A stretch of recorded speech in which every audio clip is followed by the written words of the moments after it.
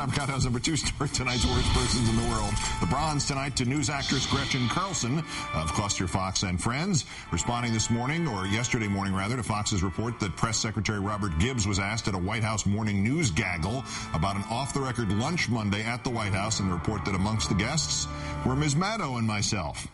In this reporter gaggle was Rachel Maddow and Keith Olbermann, who are opinion people over at MSNBC. Take 2.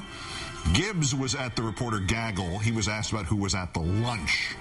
And as to opinion people, Miss Carlson, opinion is a vital and huge part of this news hour. When I do it, I call it such. This ain't Beck or Chris Wallace over here. However, there are also more bare-boned facts during this hour than there are during a week of Fox News. The runner-up, Lonesome Road's Beck. An example, this is hilarious. In the last couple of years, I've been trying to read a different founding father all the time. I'm currently reading about Samuel Adams. Progressives have been fighting for decades to achieve the power to decide for you and erase the Republicans. Now they just want to call it a democracy. They've come a long, long way. Bit by piece by piece, they have been chipping away our individual freedoms. We call them progressives now, but back in Samuel Adams' day, they used to call them tyrants. A little later, I think they're also called slave owners.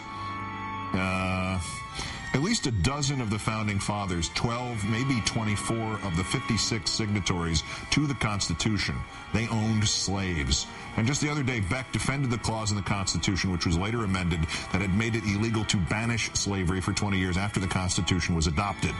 The New York Post reported today that Mr. Beck has an armed guard, which is very odd because clearly his biggest enemy is himself. But our winner tonight, Lou Dobbs, proving he is indeed simply ripping off what Beck says on Fox, and he puts it on CNN, where he once did a pretty good business news show. Well, another high-ranking White House appointee extolling the virtues of Chinese leader Mao Zedong.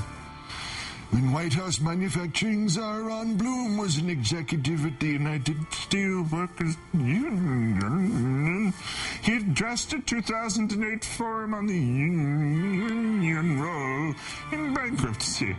White House Communication Director Anita Dunn last June also cited Mao as one of the great political philosophers in her life.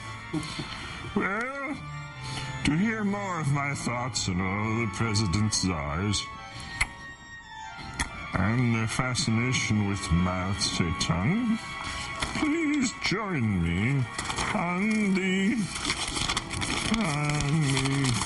radio. Dunn made a joke about Mao. Bloom quoted Mao in passing. Newt Gingrich quoted Mao. The only person fascinated with Mao is Beck, and now Dobbs is ripping off Beck. Lou Dobbs, today's worst person in the where are my teeth?